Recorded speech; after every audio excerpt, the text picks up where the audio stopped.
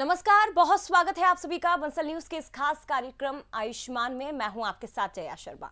जैसा कि आप जानते हैं, आयुष्मान में हर बार स्वास्थ्य संबंधी समस्याओं पर कुछ खास जानकारी दी जाती है।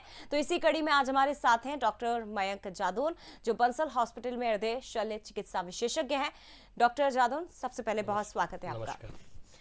तो चलिए आयुष्मान की शुरुआत करेंगे और आज हम बात करने वाले हैं हृदय वॉल्व सर्जरी के बारे में।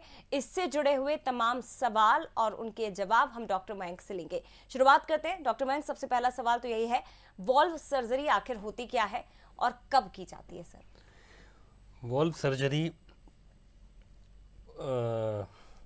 एक तरह की ओपन हार्ट सर्जरी है। वॉल्व सर्जरी तब करी जाती है जब मरीज को सांस लेने में कोई दिक्कत होती है।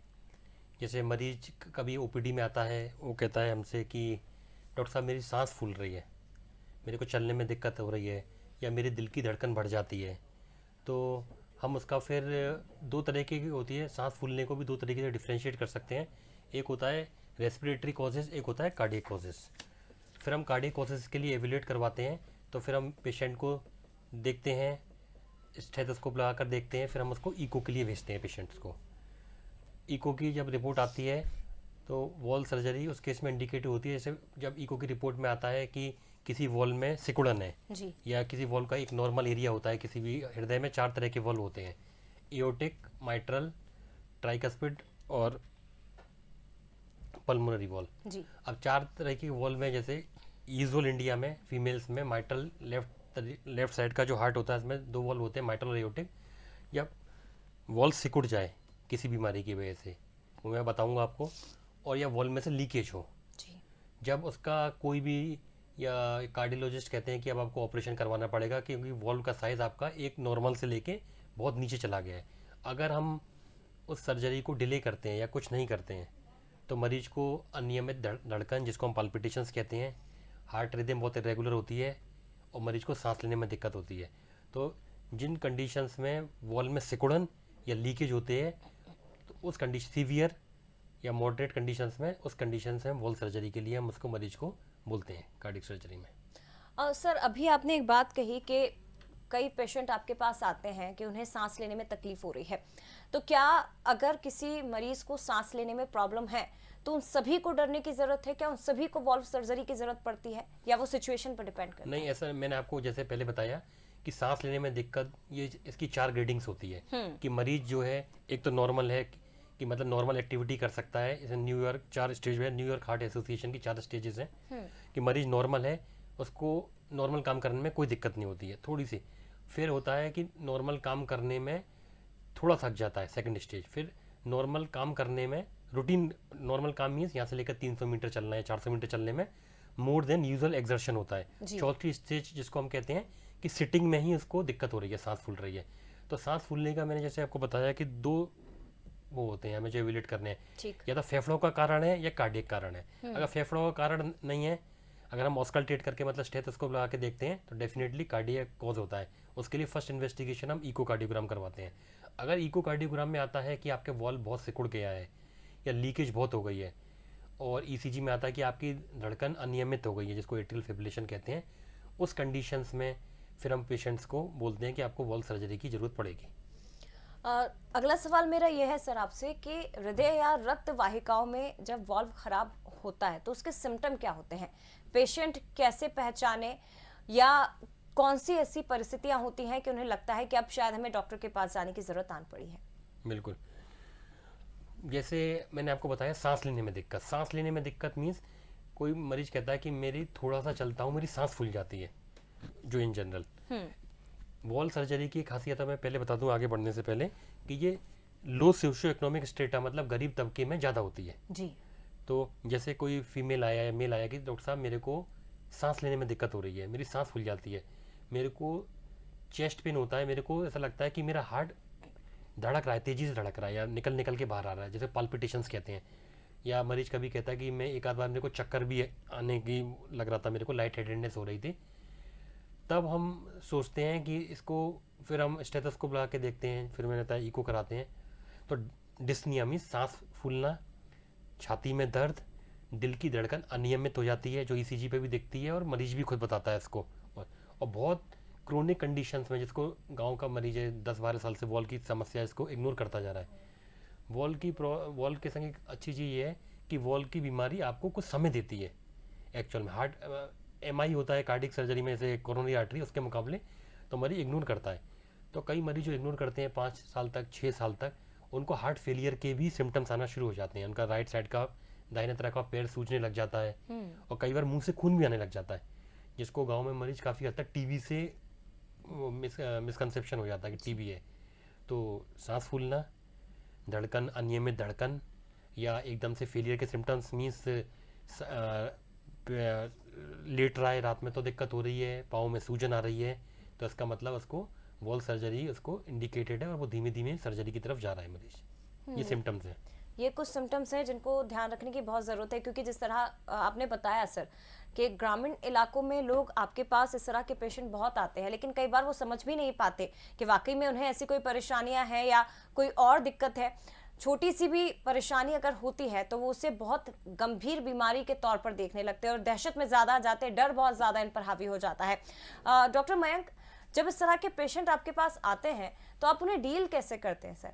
कैसे उनकी काउंसलिंग की जाती है वॉल्व सर्जरी, और खासतौर पर आप ग्रामीण इलाकों के लोगों का अगर बोल रहे हैं तो गांव के लोग तो जरा सी बातचीत में ही डर जाते हैं काफी, तो उनकी काउंसलिंग कैसे होती है? बिल्कुल, 2 तरह की बीमारी होती है वॉल्व जो यूजुअली हमारी ओपीडी में आते हैं। 2 तरह के वॉल्व पे फोकस करूंगा जो नॉर्मल है हमारी ओपीडी में। एक तो लेफ्ट साइड का माइटल स्टेनोसिस में सिकुड़न होती है, और एक होता है माइटल रिगर्गिटेशन जिसमें लीकेज होती है। और दूसरे वॉल्व में एओर्टिक स्टेनोसिस जो मुख्य धमनी होती है, हार्ट के एओर्टा का वॉल्व होता है, उसमें सिकुड़न होती है और उसमें लीकेज होती है। तो जैसे हमारे पास पेशेंट्स आता है, जैसे इसका मोस्ट कॉमन कारण है रोमेटिक फीवर गांव में जो वॉल्व का है पूरे इंडिया में, क्योंकि हमारे भारत में 80% जनसंख्या आज भी ग्रामीण में। तो पेशेंट आता है तो वो कहता है डॉक्टर साहब मेरी सांस फूल रही है और धड़कन हो रही है। फिर हम स्टेथ लगा के देखते हैं, उसको ईसीजी या पल्स छू के देखते हैं, और फिर मरमर सुन स्टेथ लगा के हमें मरमर से आइडिया लगता है। Then we advise the patient, फिर हम उसको पेशेंट को इको करने के लिए बोलते हैं। इको से फिर हम अपनी क्लिनिकल डायग्नोसिस को मैच करने की कोशिश करते हैं जी। फिर पेशेंट को बताते हैं कि देखिए आपका वॉल्व है, सिकुड़न है, क्योंकि सिकुड़न भी जैसे हार्ट का माइटल वॉल्व का नॉर्मल एरिया 4 से 6 सेंटीमीटर स्क्वायर है। इको कराया, पेशेंट ओपीडी में आया, हमारे हॉस्पिटल में जैसे आते हैं 0.7 सेंटीमीटर स्क्वायर, तो एरिया बहुत कम हो गया। ये एरिया एकदम से कम नहीं होता, ये 10 साल की एक प्रोसेस है लंबी, जिसको लोग इग्नोर करते रहते हैं। तो फिर वो सर्जरी की स्टेज में पहुंच जाती है। अगर स्टार्टिंग में आप कर लें तो एक कार्डियोलॉजी वाले इसको बैलून माइटल वेलवॉटमी, बैलून से फुला भी देते हैं, लेकिन 4 सेंटीमीटर का एरिया 0.7 या 1 या 1.5 तक जो भी है वो एक दिन में नहीं बनता, वो कम से कम बनता है 10 साल में, 12 साल में जी। तो पेशेंट आता है तो फिर हमको समझाते हैं कि देखिए आपने इग्नोर किया तो आपको वॉल्व से उसकी ज़रूरत है। फिर पेशेंट हमसे पूछता है कि अगर मैं ऑपरेशन ना कराऊँ तो दवाई से ठीक हो जाएगा। तो फिर हम उनको बताते हैं अगर लेफ्ट साइड के हार्ट की सिकुड़न में, माइट्रल वॉल्व में अगर आपने ऑपरेशन नहीं कराया तो धड़कन तो यही रहेगी, सांस भी फूलने में बढ़ती चली जाएगी, हार्ट फेलियर होगा, फिर क्लॉट्स ही बनने लग जाते हैं left side of the heart में। अगर वो पेशेंट नहीं मानता है तो वो क्लॉट्स क्या होते हैं, उसको ब्रेन में भी जा सकते हैं, आई में भी जा सकते हैं, बॉडी किसी पार्ट में जा सकते हैं। तो पेशेंट को हम समझाते हैं अगर आप नहीं कराओगे तो जो समस्या हो रही हैं उसके अलावा आपको लकवा भी मार सकता है जी। तो ऐसा लकवा मारता भी है कई पेशेंट्स में, और 2-2, 3-3 एपिसोड्स होते हैं एक साल में।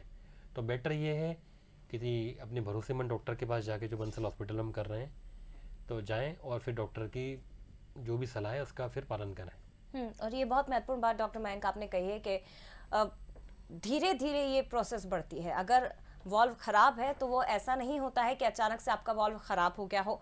आप जब अनदेखी करते हैं, लापरवाही करते हैं, अगर थोड़ी सी समस्या हो रही है उसे आप इग्नोर कर देते हैं तो वो बढ़कर बहुत बड़ी हो जाती है और आगे चलकर बहुत गंभीर ये बन भी सकता है, जैसा कि डॉक्टर मयंक ने बताया है।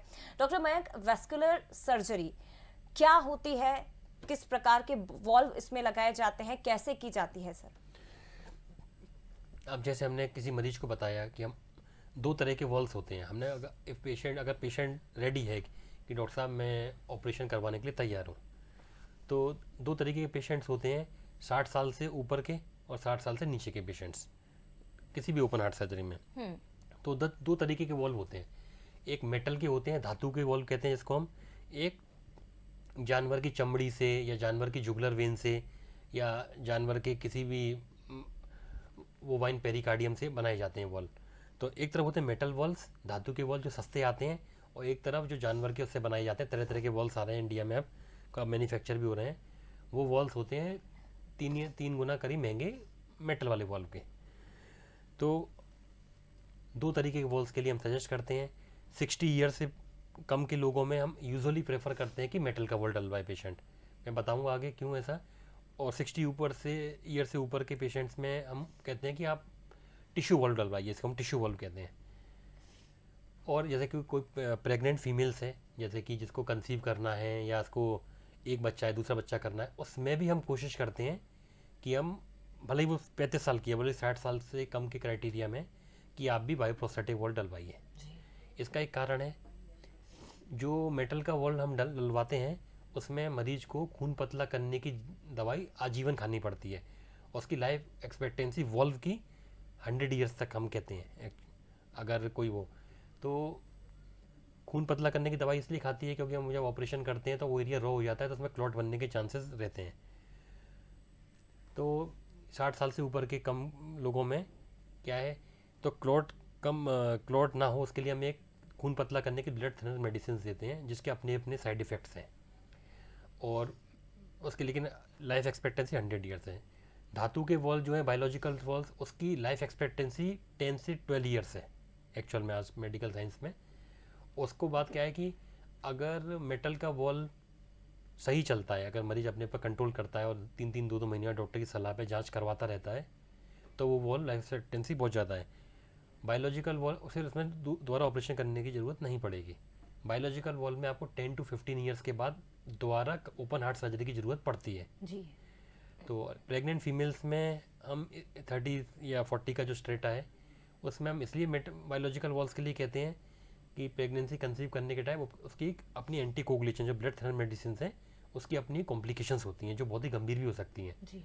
तो वॉल्व सर्जरी में करवाने के बाद नियमित अपना खून का चेकअप करवाना, खून कितना INR होता है उसकी रिपोर्ट से हम टाइट्रेट करते हैं कितनी खून पतला करने की मेटल वॉल्व्स में, कि कितनी दवाई देनी है, उसको डॉक्टर की सलाह पे डॉक्टर के टच में आजीवन रहना पड़ता है। बायोलॉजिकल वॉल्व्स में जो ब्लड थिनर मेडिसिन केवल 3 महीने चलती है। तो प्रॉब्लम ये है कि बायोलॉजिकल वॉल्व्स में ब्लड थिनर्स नहीं लेनी, उसकी कॉम्प्लिकेशन से बच जाती है, लेकिन आपको 10 से 12 साल बाद दोबारा हार्ट सर्जरी की ज़रूरत, रिप्लेस करने की ज़रूरत पड़ती है, क्योंकि वॉल्व्स जो है वो डिजेनरेट कर जाते हैं, जानवर की चमड़ी से बनाते हैं या जुगलर वेन्स जिससे ही बनाते हैं बायोलॉजिकल वॉल्व्स। अभी आपने कुछ एज फैक्टर बताए थे सर। सवाल मेरा यह है कि जो वॉल्व खराब होने की जो बीमारी जो बढ़ रही है, ये किस एज ग्रुप में सबसे ज़्यादा इस वक्त दिखाई दे रही है? किस एज के पेशेंट सबसे ज़्यादा आपके पास आते हैं? हमारे पास अधिकतर पेशेंट्स आते हैं 25 से 45 ईयर्स के, वॉल्व सिकुड़न है या उनको वॉल्व की लीकेज है। हाँ।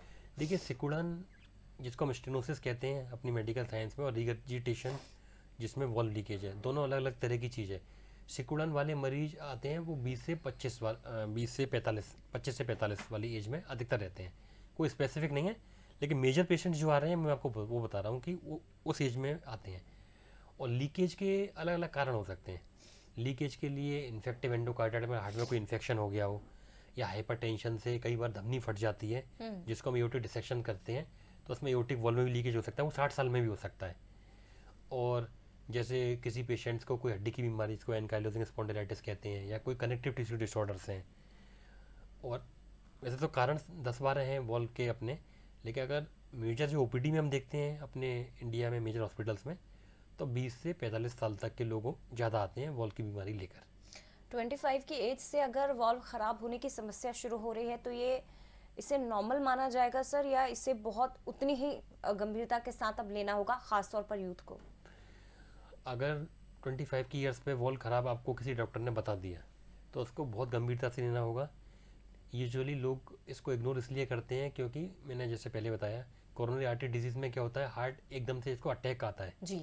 तो लोग क्या सोचते हैं कि attack is a major thing. Valve surgery में मीन्स कि मेरी सांस फूल रही है, कोई बड़ी चीज़ नहीं है ये। धीमी धीमी करके हार्ट एक एडेप्ट करता है उस चीज़ को, फिर हार्ट के चैम्बर्स जो होते हैं 4 चैम्बर्स की डायमेंशन बढ़ना शुरू हो जाती है जी।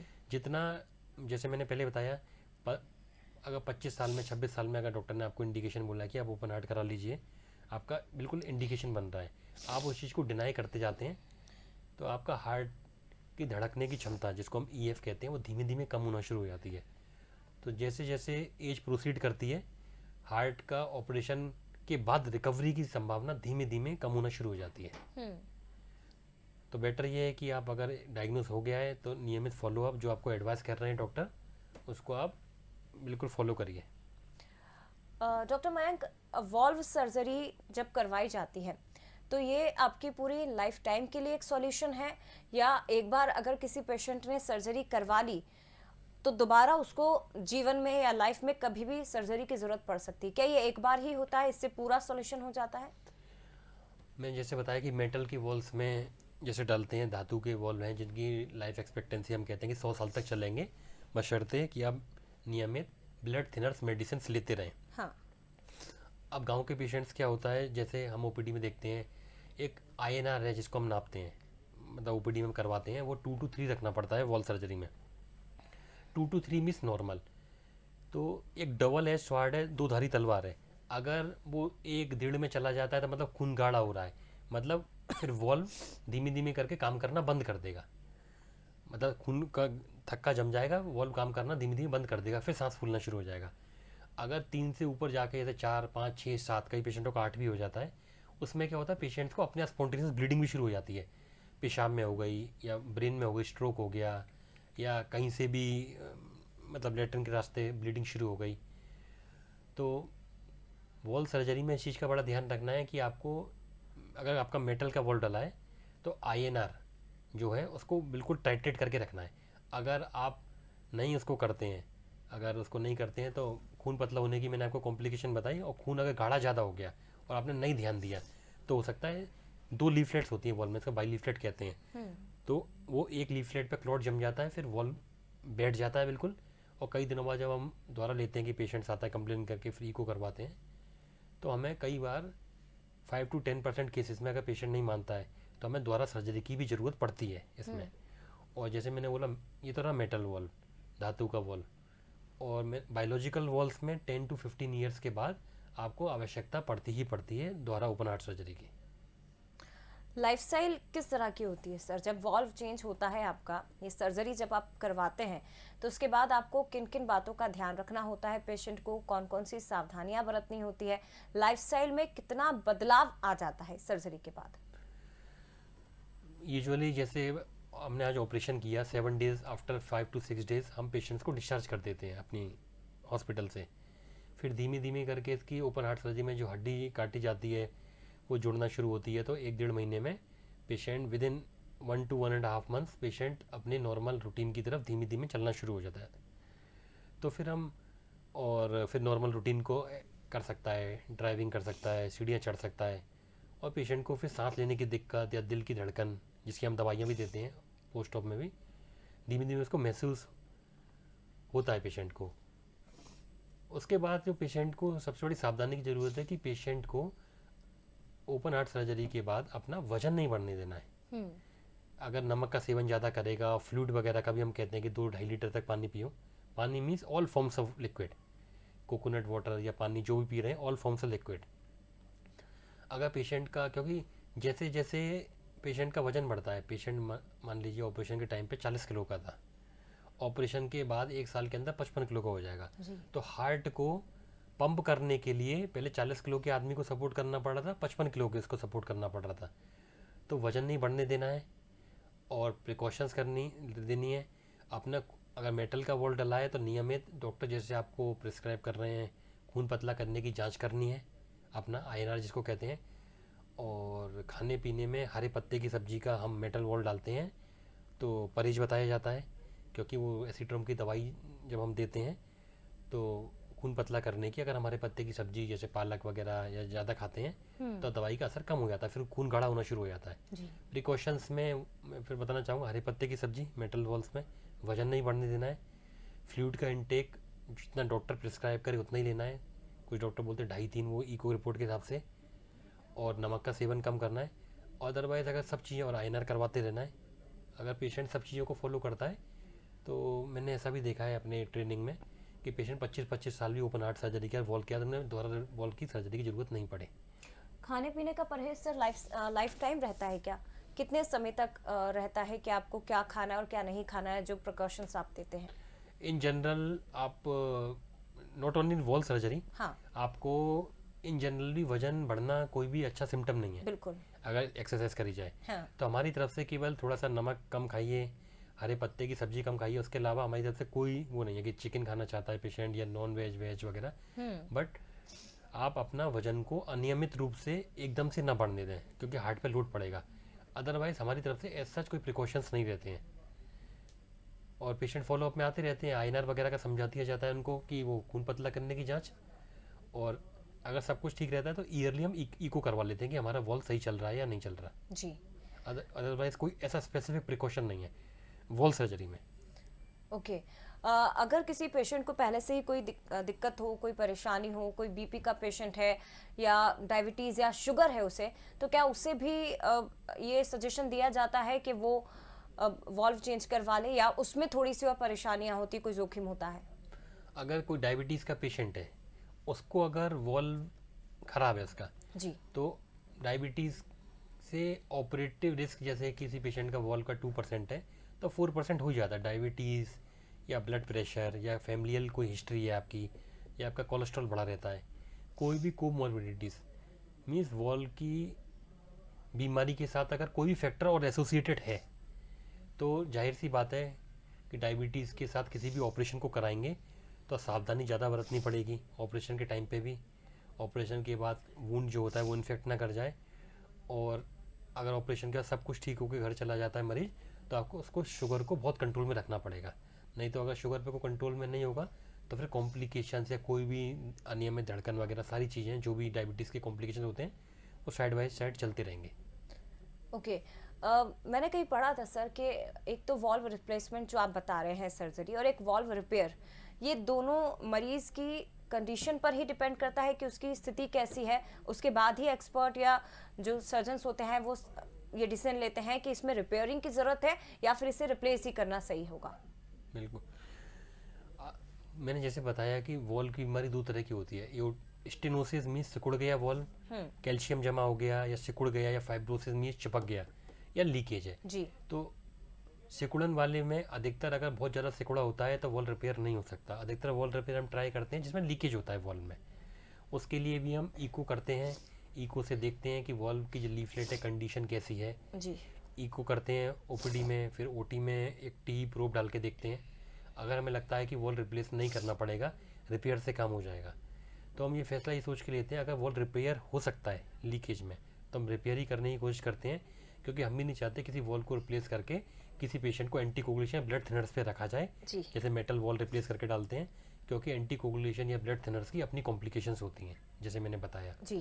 तो एक कंडीशन डिपेंड करती है कि वॉल्व आपका रिपेयर करने लायक है या नहीं। जी।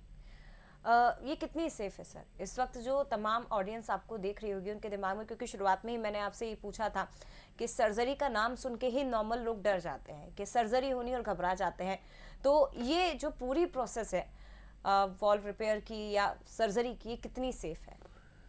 अब आज का 2025 में इंडिया में अगर देखा जाए, व्हेन एवरी अदर फैक्टर, सब कुछ फैक्टर्स नॉर्मल हैं, तो ओपन हार्ट सर्जरी है 3 to 4% रिस्क रहता है अमूमन। लेकिन जब हम अपने हॉस्पिटल में करते हैं, जैसे कि 25 वॉल्व के ऑपरेशन करें, तो बाय गॉड्स ग्रेस हमारे 23 से 24 मरीज ठीक जाते हैं। जी।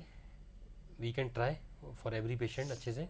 तो ओपन हार्ट सर्जरी में वॉल्व सर्जरी काफ़ी हद तक, जैसे जैसे मेडिकल फैसिलिटी एडवांस कर रही हैं, नई नई टेक्नोलॉजीज आ रही हैं, पोस्ट ऑफ केयर इंप्रूव कर रही है, इंटेंसिव केयर इंप्रूव कर रही है, जी। वॉल्व की क्वालिटी भी इंप्रूव कर रही है। धीमे धीमे नए नए मार्केट में वॉल्व्स आ रहे हैं, कॉस्ट इफेक्टिव वॉल्व्स इंडिया में ही मैन्युफैक्चर होना शुरू हो गया है। तो अगर पेशेंट का इंडिकेटेड है तो बिना डरे they should go for open heart surgery. अब वो एज सेफ है एज अदर सर्जरीज। ओके। क्या कॉस्ट इसका रहता है सर? ये मतलब अगर एक ग्रामीण या गरीब तबके का मरीज भी अगर आपके हॉस्पिटल में आए या किसी और हॉस्पिटल में जाए किसी एक्सपर्ट के पास, तो इसकी लागत क्या रहती है? और एक और सवाल मेरा इसी में एड ऑन ये रहेगा कि आप किन मरीजों को ये सर्जरी ना करवाने की सलाह देते हैं, किस स्थिति में? अब जैसे आपने पूछा, फर्स्ट क्वेश्चन था आपका कितनी लागत आती है। अब आयुष्मान में गरीब तबका है, आयुष्मान में तो जैसे हम बंसल हॉस्पिटल में कर रहे हैं, आयुष्मान में तो पेशेंट को कुछ पे ही नहीं करना होता। जी। वॉल का कॉस्ट जो भी गवर्नमेंट डिसाइड देती है उसी पैकेज में ट्राई करते हैं। अगर सिंगल वॉल की बीमारी है, अगर एक वॉल बदलना है तो उसके हॉस्पिटल डिसाइड करता है, तो उसका अगर जनरल वार्ड में देखा जाए तो 2.5 लाख से लेके 2.25 लाख तक का खर्चा आ जाता है। फिर वो धीमे धीमे एज पर द रूम और उसके हिसाब से चेंज हो जाता है। जी।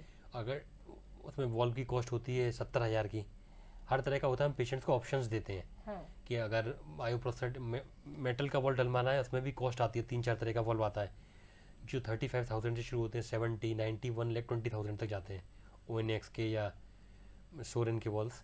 और ऐसे ही बायोप्रोस्थेटिक वॉल्व जो काफ़ी महंगे होते हैं जी। उनकी स्टार्टिंग होती है 1,20,000 से 4.5 लाख तक जाते हैं। तो डेट डिपेंड्स ऑन द, अगर मिनिमम अगर कुछ कॉस्ट इफेक्टिव अगर मिडिल क्लास के आदमी को कैश में करवाना है, मतलब आयुष्मान कार्ड नहीं है, तो उसका 2.5 लाख से 2.25 लाख से बोलूँगा मैं, 3 लाख तक का खर्चा सिंगल वॉल का आएगा। और डबल वॉल का आप पूछें तो 4, 4.25, 4.5 तक पहुँच जाएगा खर्चा। और दूसरा क्वेश्चन आपका था कि किस लोगों को आप ये वॉल सर्जरी की सलाह नहीं देते हैं। हाँ।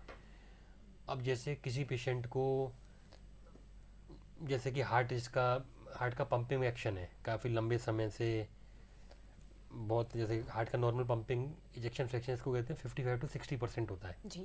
आपको 25 साल में बीमारी हुई और 40 साल तक आपने कुछ नहीं किया, आपका हार्ट का चैम्बर धीमे धीमे, जैसे मैंने बताया EF मतलब इजेक्शन फ्रैक्शन, हार्ट धीमे धीमे चैम्बर्स डायलेट हो रहे हैं, आपको सांस फूल रही है, धड़कन अनियमित हो रही है, कोरोनरी आर्टरी डिजीज़ की तरह MI वगैरह नहीं आ रहा, तो आप उसको इग्नोर करते हैं। फिर 40 साल में से पेशेंट आता है, फिर हम उसका EF देखते हैं, किसी का 15% भी हो जाता है, किसी का मतलब दिल नहीं धड़कता है, या किसी को कोमॉर्बिडिटी से लिवर फेल हो जाता है, राइट साइड हार्ट फेलियर हो जाता है, या लिवर के एंजाइम्स बढ़ जाते हैं, या रिकरेंट मतलब बार बार हार्ट फेलियर हो रहा होता है जी। या इसको स्ट्रोक हो रहा होता है क्लॉट की वजह से, तो फिर ऐसे पेशेंट्स में हम सर्जरी को अवॉइड करने की कोशिश करते हैं जी।